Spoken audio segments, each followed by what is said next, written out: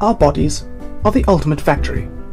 Every cell has its specific job to do, and is shaped to do that job perfectly. A muscle cell is a muscle cell, and only a muscle cell. A nerve cell will only ever be a nerve cell, and a red blood cell will only ever be a red blood cell. The fate of each cell is determined during the embryo stage, and then cannot be changed. However, cutting-edge research made a major discovery for modern science. There are these wonderful cells that exist called stem cells. These cells have the ability to become any type of cell because they are not specialized.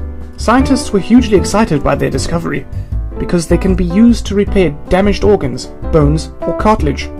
They could also be used to help treat diseases, such as by making new brain cells to treat people with Parkinson's disease. Or they could be used to repair damaged immune systems, and even reverse paralysis or regrow lost limbs. The discovery of stem cells is huge for modern medicine and could have a massive impact. There are two types of stem cells in humans: embryonic stem cells and adult stem cells.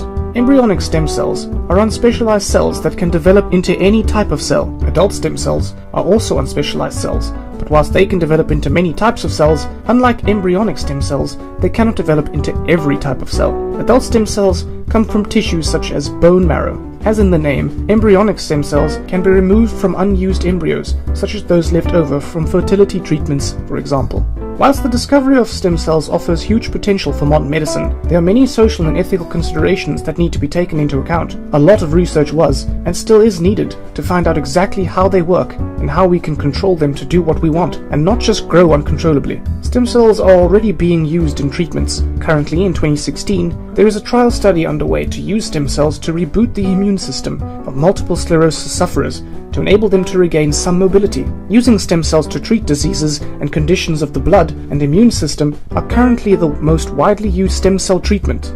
Over 26,000 patients are treated with blood stem cells in Europe annually. A new stem cell treatment has recently been approved for repairing damage to the cornea. Stem cell treatments are also being used in rhino conservation efforts, as well as other endangered species. One big social and ethical debate around stem cells is therapeutic cloning. This is the concept of cloning a patient, growing an embryo from the clone cells, and then extracting stem cells from the embryo to grow a specific organ needed by the patient. The patient's body would not reject this organ, as it is made from the patient's own cells. The ethical debate focuses on defining when does life start. Is the embryo alive? People also don't like the idea of us playing God. We will look at the process of cloning in another video.